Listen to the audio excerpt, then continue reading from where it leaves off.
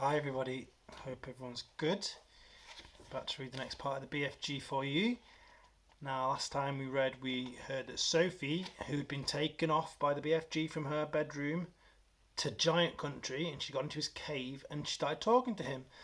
And she heard from him that a lot of giants, they do like to eat up human beings, or human beings as he calls them. But not him. He is a big, friendly giant, so Sophie's got nothing to worry about. So the next chapter. But if you're so nice and friendly, Sophie asked him, then why did you snatch me from my bed and run away here with me? Because you saw me, the BFG answered. If anyone is seeing a giant, he or she must be taken up away hip-switch. But why? Sophie asked. Well, first of all, said the BFG, human beings, they's not really believing in giants, is they? Human beings, they don't think we exist. Well, I do, Sophie said. But that's only 'cause you were seeing me, ain't you? Cried the BFG. I cannot possibly allow anyone, even little girls, to be seeing me and staying at home. First thing you'll be doing is you'll be sculling around, yodeling out the news, telling everybody you'd seen a giant, and then a great big giant hunt, a mighty giant look-see would be starting up all over the world, wouldn't it? Human beings would be rummaging for the great giant that you'd saw, and they'd be getting all very excited. People'd be coming out, rushing and bushing after me with goodness knows what. And they'd be catching me and locking me up in a cage, and I'd be stared at, and they'd be putting me in a zoo or a bunkum house and all those squiggly hippo dumplings and crocodile dillies. Now Sophie knew that the giant was right, and this was true. If any person actually said they'd seen a giant haunting the streets of the town at night, there would be a terrific hullabaloo all across the world. I will bet you, the BFG went on, that you would have been splashing the news all over the wonky world, you would, if I hadn't wiggled you away. I suppose I would, Sophie said. And that would never do, said the BFG. So, what will you do with me now? Sophie asked. If you do go back, you'll be telling the world, said the BFG, most likely on the telly-welly bunkum box and the radio squeaker. So you'll have to be staying here with me for the rest of your life. Oh no, cried Sophie. Oh yes, said the BFG. But I'm warning you not to ever go whiffling about outside of this cave without I. If I's not with you, you'll be coming to a ucky-mucky end. I is showing you now who is going to eat yous up if yous ever go out and there's catching even one tiny little glimpse of you. So then the BFG, he picked Sophie up off the table and carried her over to the cave entrance. And he rolled that huge stone to one side and he said to her, "Peep out over there. Tell me what you seeing, little girl." And Sophie, sitting on the BFG's hand, she peeped out of the cave. The sun was up now, shining fiery hot over the great yellow wasteland with its blue rocks and dead trees. "Is you seeing them?" the BFG asked. Sophie, squinting through the glare of the sun, she saw several tremendous tall figures moving among the rocks. And here is a picture of those giants, look. Huge, great, hairy giants among the rocks. They were about 500 yards away. 3 or 4 others of them were sitting quite motionless, not walking around on the rocks. "This here is Giant Country," the BFG said. And they's real giants, every one of them. It was a brain-boggling sight for Sophie. The giants were all naked except for a sort of short skirt around their waists, and their skin was all burnt from the sun. But it was the sheer size of the things that boggled Sophie's brain most of all. They were all simply colossal. Far taller and wider than the BFG himself, upon whose hand she was now sitting. And oh, how ugly they were! Many of them had big, large bellies. All of them had long arms and big feet. And they were too far away for their faces to be seen clearly. And perhaps that was a good thing. "What on earth are they doing?" Sophie asked him. "Nothing," said the BFG. "They's just moochling and foochling around, waiting for the night to come. Then they's all be galloping off to places where the people live, find theirselves some supper." "You mean to Turkey?" Sophie said. "Oh, bone-crunching giant will be galloping off to Turkey, course he will," said the BFG. "But the others, they'll be whiffing off to all sorts of flung-away places, like Wellington for the booty flavour, or the Panama for the hatty taste. Every giant is having his own favourite hunting ground." Do they ever go to England?" Sophie asked him. "Oh, often. They say the English is tasting ever so wonderfully of crod scallop." "I'm not sure I know what that means," Sophie said. Meaning is not important," the BFG said. "I cannot be right all the time, can I? Quite often I is left instead of right." "And are all those beastly giants out there really going to go off tonight to eat people?" Sophie asked him. All of them is guzzling human beings every night," the BFG answered. "All of them, except me. That's why you'll be coming to an ucky-mucky end if you should any of them should be getting their ugly-googly eyes on you.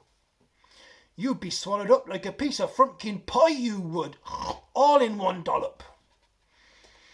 "Oh, but eating people, that's horrible," Sophie cried. "It's frightful. Why doesn't someone do something to stop them?" "Who is going to be stopping them then?" asked the BFG. Got a point, hasn't he? There's a picture of Sophie and the BFG with her sitting on his hand. He's got huge ears, doesn't he? "Couldn't you stop them?" Sophie said. Never in a pig's whistle," cried the BFG. "All those man-eating giants, they's enormous and very fierce. They's all at least 2 times my wideness and double my royal heightness." "Twice as high as you?" "Easily," said the BFG. "You've seen them in the distance far away, but you wait till you get up close. Those giants, they's at least 50 feet tall, with huge muscles and cockles alive. Oh, I's the titchy one, I is. I's the runt. 24 feet's this puddle nuts here in giant country." "Oh, you mustn't feel bad about it," Sophie said. "I think it's just great. Why, even your toes must be big as fat sausages." "Bigger," said the BFG, looking pleased, "but they's as big as bumple hammers, they are." "Okay, so how many giants are out there?" Sophie asked him. "There's 9 giants altogether," answered the BFG. "That means," said Sophie, "that somewhere in the world, every night, 9 wretched people get carried away and eaten up alive." "More than that," said the BFG. "It's all depending, you see, on how big the human beings is. Japanese beings is very small, so a giant, he'll need to gobble up about 6 Japanese before he's feeling full up. Others, like the Norway people and the Yankee Doodles, they's ever so much bigger. And usually 2 or 3 of them makes a good tuck-in for a giant. But do these disgusting giants go and do this in every single country in the world? Sophie asked. All countries, except in Greece, of course, is getting visited sometime or another, yeah, the BFG answered her. The country which a giant visits is dependent on how he's feeling. If it's very warm weather and a giant is feeling as hot as a sizzle pan, well, he'll probably go galloping far off up the Frisbee North to get himself an Eskimo or 2. Cool himself down. A nice fat Eskimo to a giant is like a lovely ice cream lolly to you. I'll take your word for it, Sophie said. And then again, if it's a frosty cold night and the giant is frigid with cold, he'll probably point his nose towards the sweltering hot lands and guzzle up a few Hottentots to warm him up some.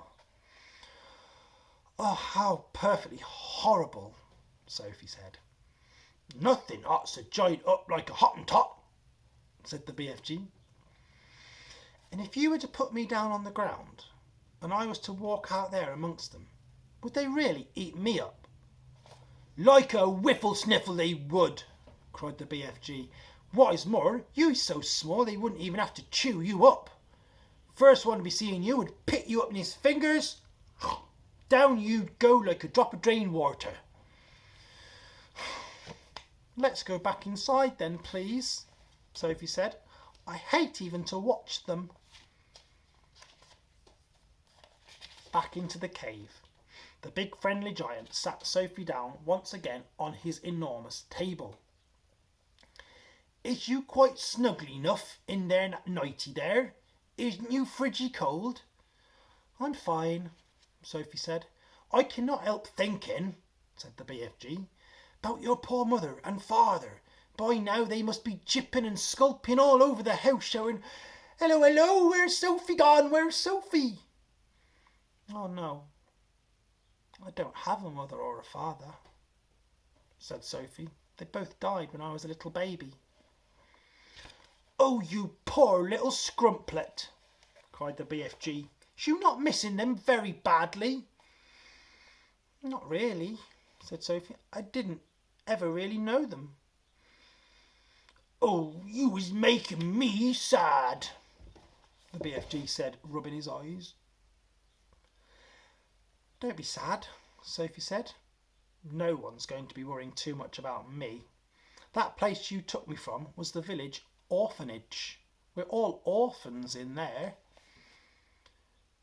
What's an orphan? You's an orphan? Yes, there's many of us in there. 10 of us. All little girls. Was you happy there? The BFG asked. I hated it. The woman who ran it was called Mrs. Clonkers, and if she caught you breaking any of the rules, like getting out of bed at the night time or folding up your clothes wrong, you'd get punished. How'd you going to get punished? She locked us up in the dark, in the cellar, for a day and a night, without anything to eat or drink. No, that rotten old rot rasper, said the BFG. It was horrid, Sophie said. We used to dread it. There were rats down there. We could hear them creeping about. The filthy old fizzwiggler, shouted the BFG. That's the horridest thing I was hearing for years. You's making me now sadder than ever. All at once, one big huge tear that could have filled a bucket rolled down the BFG's cheeks and fell with a splash on the floor, and it made quite a puddle. Sophie watched with astonishment. What a strange and moody creature he is, she thought. One moment he's telling me that his head is full of squashed flies, and the next moment his heart is melting for me, because Mrs. Clonkers locks us up in the cellar.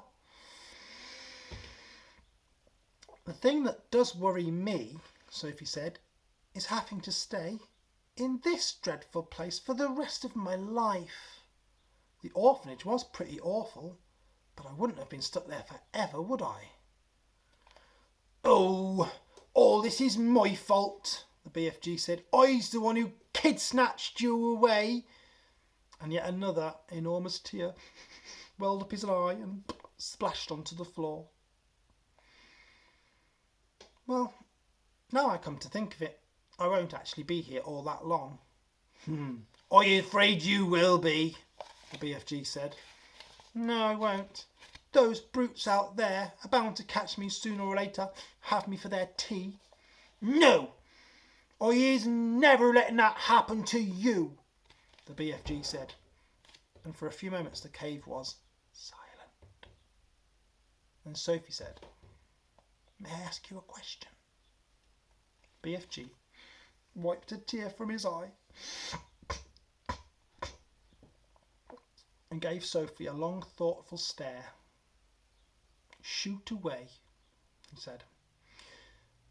Would you please tell me, what were you doing in our village last night? Why were you poking that long trumpet thing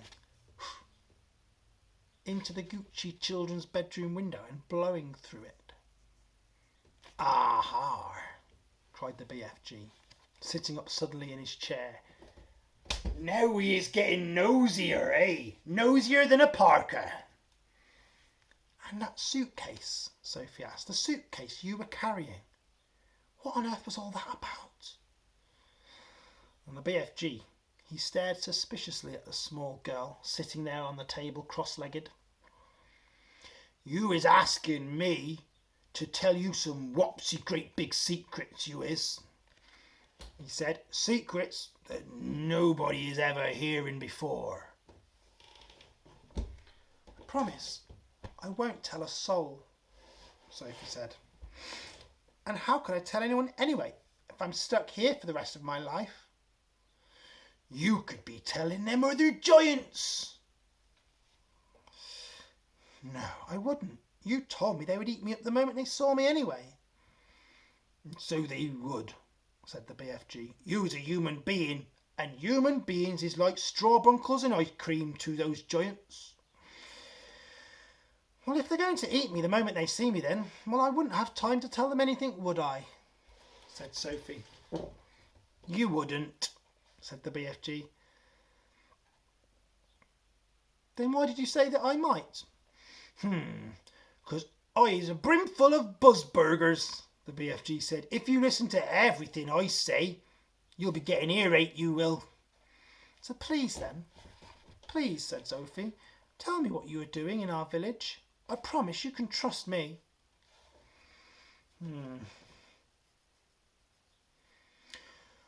Would you teach me how to make an elephant? The BFG said. What do you mean? Sophie said. I would dearly love to have an elephant to ride on, I would, the BFG said dreamily. I would love so much to have a jumbly great big elephant to go riding about the green forest, picking peachy fruits off the trees all day long. This is a sizzling hot muck-frumping country we is living in. Nothing grows here except for snaws-cumbers. I'd love to go somewhere else and pick pink peachy fruits all day long from the back of an elephant. Sophie was quite moved by this curious statement of his. Perhaps one day we can get you an elephant, she said, and peachy fruits as well. Now, tell me, what were you doing in our village? If you is really wanting to know what I was doing in your village, the BFG said, I is blowing a dream into the window of those children. Blowing a dream? Blowing a dream? What do you mean? I is a dream-blowing giant, the BFG said. When all them other giants, they's off galloping off everywhere, gobbling them up human beings, I is scuttling away to places and blowing dreams into the bedrooms of sleeping children. Nice dreams, lovely golden dreams, dreams that is giving the dreamers a happy time. Now, hang on a minute, Sophie said. Where'd you get dreams from? I collect them, the BFG said, waving an arm towards all those rows and rows of jars on his shelves. I has billions of them, I do. You can't collect a dream, Sophie said. A dream isn't something you can catch hold of, surely. Oh, you is never going to understand about it, the BFG said. That's why I was wishing not to tell you. Oh, please tell me, Sophie said. I will understand. Go on. Tell me, how do you collect dreams? Tell me everything about it. Now the BFG settled himself down, comfortably in his chair, crossed his legs. Dreams now, he said. Dreams is a very mysterious thing. They's floating around in the air like little wispy bubbles, and all the time they is searching for sleeping people. Can you actually see them? Sophie asked him. Never at first, you can't. Well, then how do you catch them if you can't see them? Ah, now we's getting on to the dark and dusky secrets of it. Promise, I won't tell a soul, Sophie said. I's trusting you, the BFG said, and he closed his eyes and sat quite still for a moment. Sophie waited. A dream, he said, as it goes whiffling through the night air, is making a tiny, buzzing, humming little noise, and this little huzzy hum-bum is so silvery soft, it's impossible for a human being like you to be hearing it. Can you hear it? Sophie asked. The BFG pointed up to his enormous ears, which now began to move in and out. He performed this exercise of his ears proudly, with a little proud smile on his face. Is you seeing these things? He asked her. How could I miss those? Sophie said. They maybe is looking a little bit preposterous to you, the BFG said, but you must believe me when I say that they is extra usual ears indeed. They is not to be coughed at. I'm quite sure they're not. These is allowing me to hear absolutely every twiddly little thing. So you mean you can hear things that I can't hear? Sophie said. You's as deaf as a dumpling compared with me, the BFG cried. You is hearing only thumping great loud noises with those little earwigs of yours, but I is hearing all the great whisperings of the world. Such as what? Well, in your country, I's hearing the footsteps of a ladybird as she goes walking across a leaf. Honestly? Sophie was impressed with what she heard. What's more, carried on the BFG, I is hearing those little footsteps very loud, the BFG said. When a ladybird is walking across a leaf, I's hearing her feet clump, clump, clump like a giant's footsteps. Really? Good gracious me. What else can you hear? I is hearing the little ants chittering, chattering to each other as they scuttle around on the soil. You mean you can hear ants talking? Every single word, said the BFG, although I's not exactly understanding all of their language.